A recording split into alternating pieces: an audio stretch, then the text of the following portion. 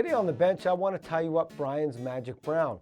It's a great pattern to use when the fish are being finicky, so make sure you have these materials ready before you tie the fly. We'll tie the fly on a size 12, 3x long curved nymph hook. We'll use some 8/0 brown olive thread to tie with, a 7/64 brown magic bead as the bead, some dark brown marabou for the tail, some red crystal flash for the tail highlights, and some brown brick Arizona Simi seal on a red copper wire dubbing brush for the body. So to start the fly off, I've put my thread on. I'm just going to wrap it to the back of the hook and just get it so it's slightly down the hook bend.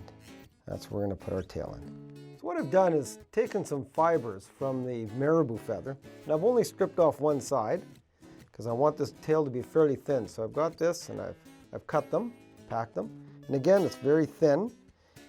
So I'm just going to tie this in near the back of the hook, wrap it in good, move back, and then go behind the tail, once, pull it back in front, behind the tail again, just so the tail stays nice and upright. And then what we're going to do is pull the tail the length. So I'm just going to measure back about 1/4 inch and just make a nice short tail. Now that the tail's tied in, I've taken one strand of my red crystal flash and I've doubled it over. So I want 2 lengths on either side. So I'm just going to pull them equally down both sides of the tail, wrap it in, and then just cut them to length. Cut them about the same length as your tail.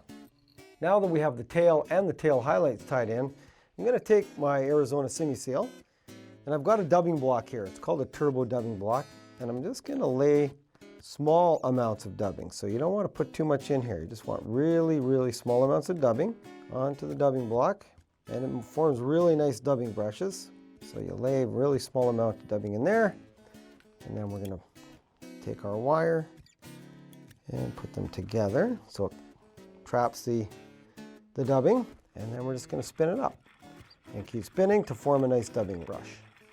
Now that we have the dubbing brush all spun up, I'm going to take my thread and put it right near the bead, just behind the bead, because I want the body fairly even. Wrap that thread back, right back towards the tail. Bring your thread forward again. Now we're going to take that dubbing brush and wrap it forward to form the body. And we'll pick out the hairs or the fibers after we wrap the body in. Now to finish the fly off, I'm going to take my whip finisher, and again right behind the bead, take a few wraps. And I like to double whip finish because I don't put any head cement on this fly. So double whip finish it off, cut my thread, and then take your dubbing pick and start picking out the body. And we want to form a nice leechy body on the fly. So just pull it all back. So there it is, Brian's Magic Brown.